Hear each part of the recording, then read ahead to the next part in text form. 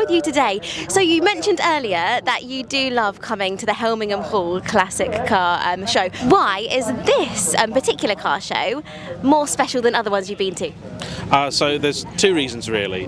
First off is the fact that I love the breadth of cars that are here. So whatever kind of cars you're into, or whatever kind of car you have, you know, from an Alvis to an Aventador, like, you'll find somewhere to put it, and you'll find someone that's interested in it. Yeah. You know, most shows you go to are either, or if you've got anything from like 1981, it's a bit too new for them, or, you know, if you bring like an old Audi Quattro, it's too old and fuddy-duddy, you know, unless it's an Aventador or it's, you know, farting fire or whatever, people just don't care.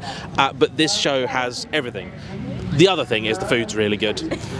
So I hate going to shows where you pay 10 quid for a bacon roll or a hot dog and it's rubbish. But here they've actually been really good and they get loads and loads of local suppliers. So, you know, I love the fact that just every vendor here is something local, interesting, and it's, you know, like independent businesses doing really nice stuff. So, yeah, it's the cars and the food. You mentioned the eclectic mix. There is such an eclectic mix of cars here. So you mentioned earlier that you prefer kind of more sporty cars, is it, to review than classic cars?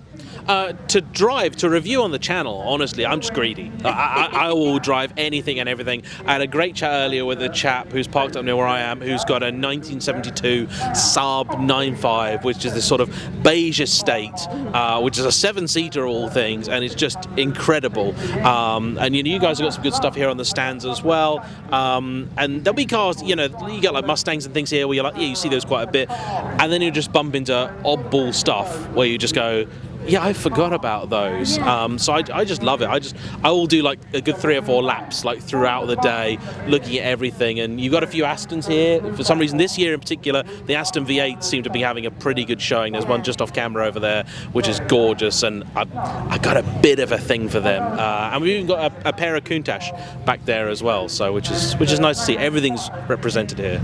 So going back to your channel, what do you find is kind of the most intriguing car that your viewers really want to see or want to hear about? Is there one more than other ones, do you reckon? So it's really hard to tell. One of the things about YouTube is every time you think you've cracked it and you've worked out what the formula is, you'll be proven wrong. So about a year or two ago, I did a pair of cars owned by the same gentleman. I did his Lamborghini Diablo 6-litre, which is a childhood icon of mine. It's an amazing car. You know, everybody knows a Lamborghini. Everybody loves a Lamborghini, especially on YouTube. And the Diablo is the car for a generation, you know, that was the Lamborghini. And so I went down there to go and do that. But he also said to me at the same time, by the way, I've also got an Aston Allegro. Would you like to drive that? And I've only ever heard bad things about the Allegro. You know, that's a reputation that it has. So I said, yeah, of course I'll drive the Allegro. I want to see just how bad this really is. And the funny thing was, like, when we were filming, and we were at Lamborghini Pangbourne, and when we were filming with the Diablo, nobody cared. Nobody cared.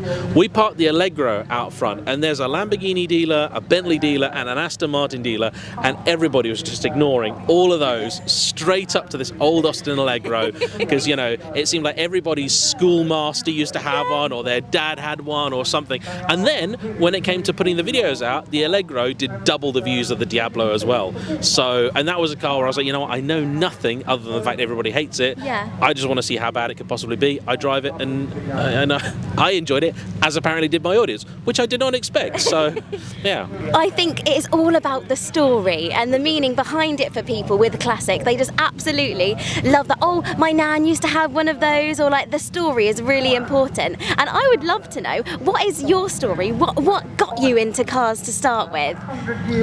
Oh, so I mean, cars in general, I mean, I think like a lot of people, like it has to be my dad. Yeah. You know, he was always into cars. You know, as it turned out, where we grew up, you know, people had cars. I remember our neighbour had what I remember was an old car. You know, it was just some old car, and you know, he was always having an argument with his wife about it, because every time he started it, it'd set the smoke alarm in the house off. You know, the alarm on the car would go off in the middle of the night. Like, it was just, you know, forever a source of frustration between the pair of them. And years later, I said to my dad, like, what was that car? Because I figured he'd say it was like an old Ford or something like that. It turned out it was an Aston Martin DB5, which today, if you park that in the driveway, would be worth more than all the houses put together, you know. But back then, it was just an old car. And, you know, my granddad was a mechanic as well. So from him, I got like a fascination of how they actually work. And, you know, I remember, like, you know, being in his van with him, and because, you know, when you're kids, you have like a real inquisitive nature about you. And he was great because kids say why a lot, and often adults get annoyed. But he was great because I'd say to him, like, oh, so what are you working on this? You're working on a car? Oh, yeah, it's broken. Why is it broken? Oh, well, because, you know, the fuel injector is broken. What's a fuel injector? Oh, this is a... Oh, so what's a carburetor then? What's the difference? And he would just... Yeah, he would keep going. You know, he would keep telling me and keep telling me and keep telling me. And as a child, you're like, yeah, I want to learn, I want to learn, I want to learn.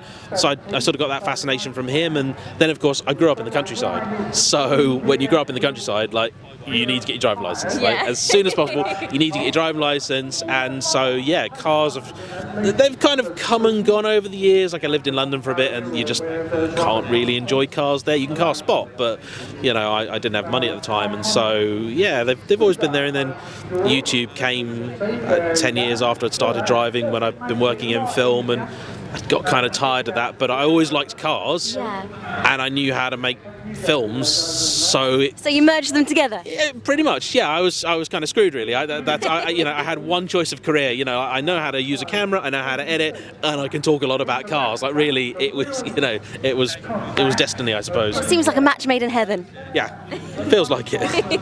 Well, thank you so much. I mean, it's so great to kind of like hear about the man behind the channel as well, like learn your story about how you've fallen in love with cars. And like you, I love vintage stuff because of my granddad. He always used to take me to all the 1940s events and things like that. So it's lovely how it kind of goes through the family. Oh yeah, no, it is, and that's the thing with all of these cars. Like, you know, I review cars, I talk about how they drive and all that sort of stuff. But when it comes to a classic in particular, like, it doesn't matter. It doesn't matter. If someone owns the most awful, horrible crock that is just nasty to drive, it doesn't matter. Because if it means something to them, and if it's special to them, that is the only thing that's of interest. And actually, to be honest, some of the stuff that I'm most fascinated with is stuff here that you'd be like, these weren't very good cars, were they? I know they were terrible, but I love them because, you know, and yeah, that's what it's all about. Definitely. And can I just ask you to end, which one of these cars would be the actual pinnacle for you to review if you could review any today? Oh, the ones on the stand?